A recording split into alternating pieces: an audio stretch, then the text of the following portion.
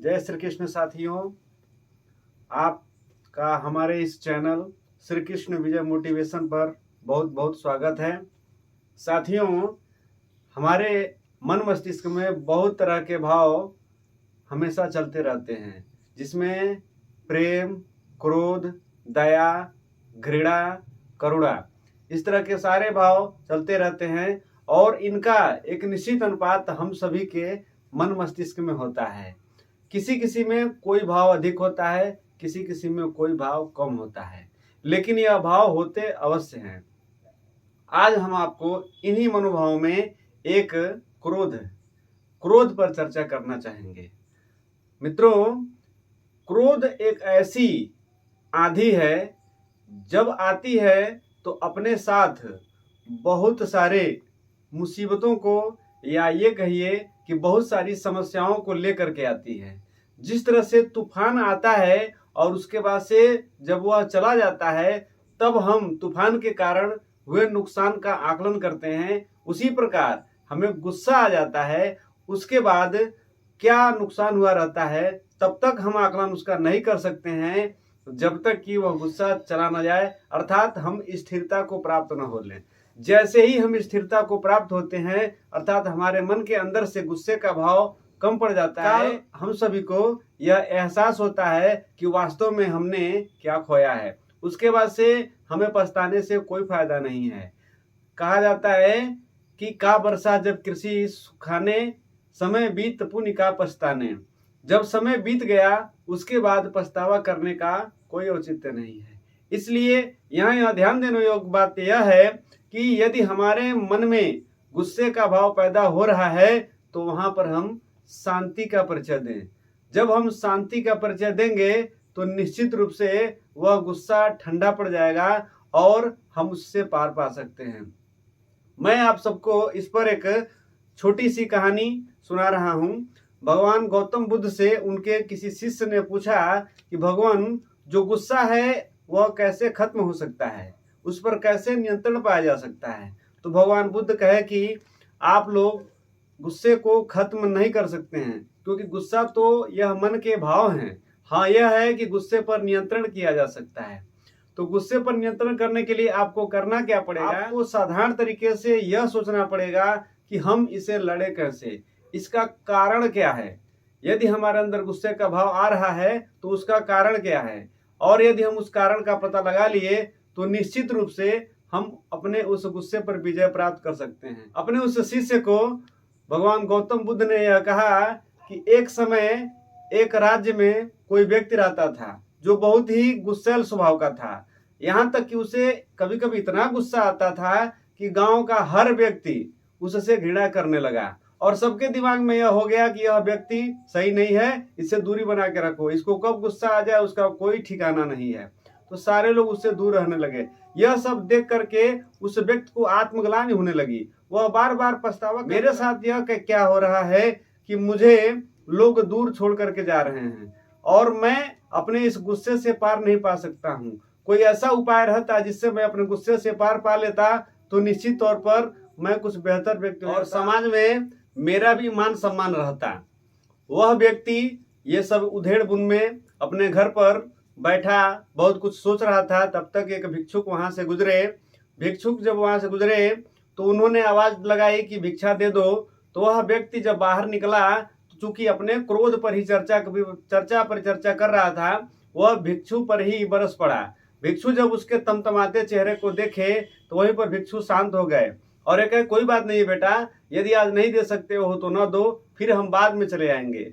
वह कुछ क्षण के पश्चात वह कहा, नहीं महाराज, हमारे सामने बहुत ही विकट समस्या है, मुझे क्रोध बहुत जल्दी आता है, उससे बचने का क्या उपाय है, मैं क्या कर सकता हूँ? क्योंकि मैं जब क्रोधित हो जाता हूँ तो मुझे कुछ समझ में नहीं आता है या मुझे कुछ सूझता नहीं है, मैं क्या कर सकता हूँ? तो वह कहे कि बस इतनी सी बात है, ये तो बहुत आसान है, इससे तुम आसानी से पार पा सकते हो। बस तुम्हें करना क्या है कि मैं तुम्हें यह जल दे रहा हूँ, इस जल को रख लो और जब तुम्हें गुस्सा आएगा तो उसमें से 7 बूंद अपने जीभ पर गिरा करके और तुम शांत भाव से बैठ जाना मुंह बंद करके। निश्चित रूप से इसका असर होगा। उसके बाद से वो कहे कि ठीक है, मैं 1 महीने बाद तुमसे मिलने आऊंगा। तो वह व्यक्ति कहा, ठीक है महाराज, 1 महीने बाद यदि मेरे अंदर बदलाव आया तो आप जो कहेंगे वह मैं आपको देने के लिए तैयार हूँ। वह महात्मा वहां से चले गए। जब चले गए तो उसके बाद से 1 महीने बाद वो आए तो देखे कि वह व्यक्ति जब निकल करके आ रहा है तो उसके वाणी से, चाल चलन में, हर चीज में परिवर्तन दिख रहा था। तो उसने महाराज को प्रणाम किया और कहा कि महाराज, आपका जो जादुई नुस्खा था बहुत काम कर गया और आज मैं उस जल की बूंदों के कारण ही मैं बहुत ही प्रसन्न हूँ और मैं अपने गुस्से के ऊपर बहुत हद तक विजय प्राप्त कर पाया हूँ। अब आप जरा हमें ये बताइए कि जो यह जल समाप्त हो गया है या अब हमारे पास बहुत कम मात्रा में बचा है, तो इसे मैं किस तरह से प्राप्त कर सकता हूँ? इसे प्राप्त कराइए, क्योंकि मैं इससे बहुत अधिक प्रभावित हूँ और यह मेरे लिए बहुत ही बेहतर कार्य कर रहा है। तो वह कहे, संत महात्मा जी यह कहे, अर्थात वह भिक्षुक जो थे वह कहे कि देखो, इसमें कोई ऐसा जादुई नुस्खा नहीं है, वह तो एक साधारण जल था। बस उसमें हुआ क्या कि जब तुम गुस्से में आते थे और तुम मुझसे जी परखते थे तो चुप हो जाते थे, अर्थात तुमने एक साधना किया। अब वह साधना किसकी है? शांति की साधना। जब मनुष्य शांति की साधना करता है तो वह बहुत हद तक अपने आप को जानने का प्रयास करता है, और जब व्यक्ति अपने आप को जानने का प्रयास करता है तो निश्चित रूप से उसकी उन्नति होगी ही होगी।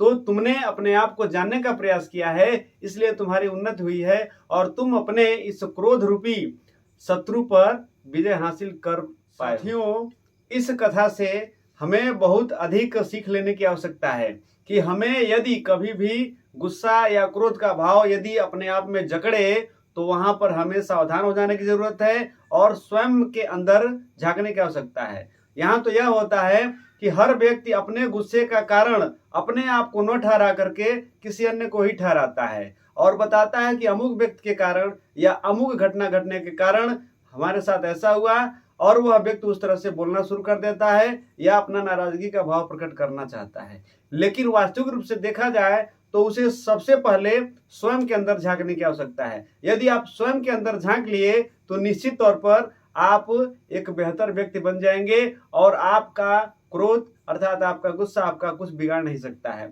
साथियों, गुस्से का जो भाव होता है वह 2 रूप में होता है। एक तो वह रूप होता है जब वह सिर्फ और सिर्फ नुकसान करता है, लेकिन इसी गुस्से का जो दूसरा भाव है अर्थात दूसरा रूप है वह फायदा भी करता है। जैसे यदि आपको कोई चुनौती दिया कि तुम्हारे मन का नहीं है, तुम यह कार्य नहीं कर सकते हो, तो आपके मन के अंदर यह भाव आया, यह क्या हमको जानता है, यह हमको ऐसे कैसे कह सकता है। इस भाव को लेकर के यदि आप दिन रात श्रम करना शुरू कर दें तो निश्चित रूप से आप मंजिल को पाएंगे, और जैसे ही आप उपलब्धि को हासिल करेंगे तो आपके मन के अंदर यह भाव आया कि वह हमको ऐसा कह रहा था इसलिए मैंने ऐसा कर दिखाया, अर्थात आपने उस गुस्से को भाव को सकारात्मक दिशा में मोड़ दिया। यदि आप उस गुस्से के भाव को सकारात्मक दिशा में मोड़ने की कला जान गए तो उसके बाद से वह गुस्सा आपका कुछ नहीं बिगाड़ेगा, अर्थात वह क्रोध आपका शत्रु न होकर के क्रोध ही आपका मित्र बन सकता है। बस यह है कि आपको सही दिशा में कार्य करते रहना। साथियों, क्रोध को त्यागा नहीं जा सकता है। क्रोध तो सदैव हमारे अंतःकरण में रचा बसा है। आप उदाहरण देख लीजिए, यदि आप किसी कारागार का भ्रमण करें तो आप वहां पर देखेंगे कि उसमें जो भी रहने वाले व्यक्ति हैं, यदि बात किया जाए उनसे, यदि जांचा परखा जाए तो पता चलेगा कि क्षण मात्र क्रोध के कारण उन्होंने किसी न किसी वारदात को अंजाम दिया और आज वह जेल में हैं। उन्हें ताउम्र उस क्षण का पछतावा रहता है कि हमारे दिमाग में कैसे वह आया कि हमने उस तरह की गलती कर दी और इतनी बड़ी घटना अर्थात वारदात को अंजाम दिए। तो वह व्यक्ति पछता करके भी क्या कर सकता है जब घटना घट चुकी। इसलिए कभी भी यदि आपके सामने इस तरह की समस्याएं महसूस हो या आवेग उत्पन्न हो तो वहां पर आप सावधान हो जाइए और सावधान होकर के, शांत होकर के अपने आप के अंदर झांकिए, मुट्ठी को बंद कर लीजिए और यह महसूस करिए कि मैं बहुत कुछ कर सकता हूँ, मैं यहाँ पर शांत भी रह सकता हूँ, तो मैं रह सकता हूँ। और आप निश्चित रूप से अपने आप को शांत बना लिए तो आप बेहतर से बेहतर कर सकते। साथियों, क्रोध को आप अपने पास आने ही मत दीजिए, क्योंकि जब यह आता है तो समाप्त तो हो जाता है लेकिन अपने साथ एक निशानी छोड़ जाता है। और उस निशानी को लेकर के हम आगे बढ़ते हैं। तो बताइए कि क्या वह निशानी रखना हमारे लिए कहीं से भी सार्थक है? नहीं है। इसलिए साथियों, आप क्रोध पर, अपने आप पर उस क्रोध को हावी मत होने दीजिए। आप क्रोध पर नियंत्रण प्राप्त करने का प्रयास करिए। यदि आप क्रोध पर नियंत्रण करने का प्रयास करेंगे तो वह आपके लिए बहुत ही बेहतर होगा। जब क्रोध अधिक होता है तो समझ लीजिए कि हमारे सामने अंधेरा घना हो जाता है, अर्थात हमारे बुद्धि और विवेक का जो प्रकाश है वह समाप्त हो जाता है और चारों तरफ अंधेरा अंधेरा रहता है और हमें अपनी मंजिल दिखाई ही नहीं पड़ती है और इस कारण हम अनाप शनाप बकते जाते हैं।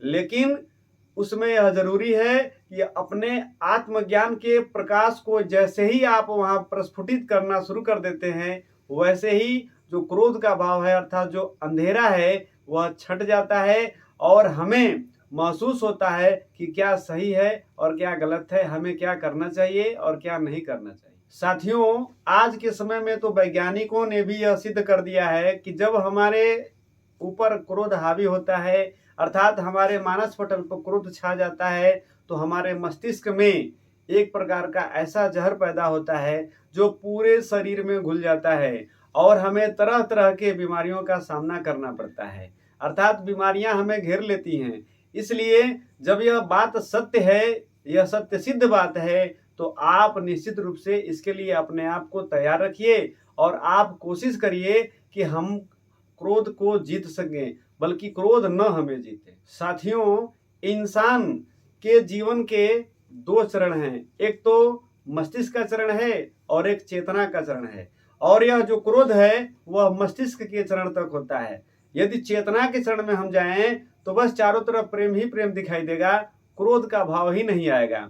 इसलिए साथियों, अपने चेतना के स्तर को जागृत कीजिए और आगे बढ़ने का प्रयास करिए। आज के वीडियो में इतना ही। मुझे उम्मीद है कि आपको मेरा यह वीडियो पसंद आया होगा, तो आप इसे लाइक, शेयर और कमेंट कीजिए और हाँ, यदि आप हमारे चैनल पर नए हैं तो आप इसे सब्सक्राइब करिए और बेल आइकन को दबाना न भूलें, जिससे हमारे वीडियो का नोटिफिकेशन आपको समय समय पर मिलता रहे। तब तक के लिए जय श्री कृष्ण।